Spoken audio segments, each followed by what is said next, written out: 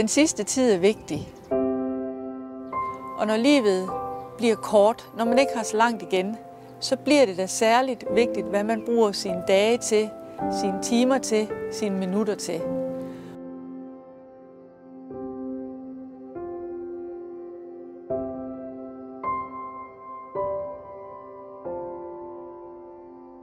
Det vigtigste for os, det er, at det er patienten, der er i centrum. Og finde frem til, hvad hver enkelt patient har behov for.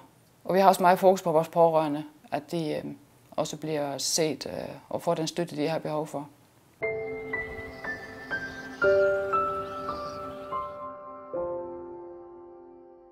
Her på Gudenaa Hospice yder vi specialiseret tværfaglig indsats til mennesker med uhelbredelig sygdom og mennesker, som er døende. Vi har lagt meget vægt på at ansætte mennesker, som tør bringe sig selv ind i samarbejdet med de familier, der kommer til hospice. Det har en stor betydning for det arbejde, vi gør.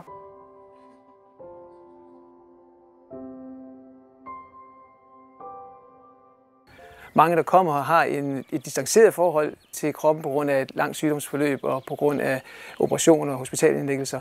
Så det at blive mødt kropsligt gennem f.eks. massage og berøring er ofte vældig meningsfyldt.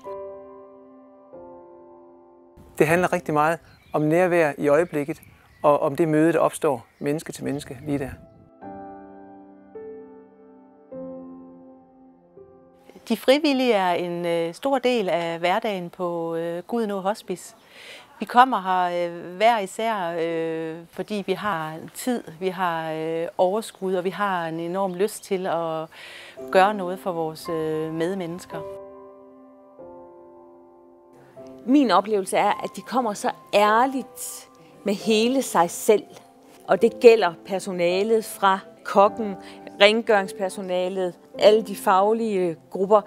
Det gælder alle, at de går til os pårørende patienter med en enorm empati og også kærlighed til andre mennesker.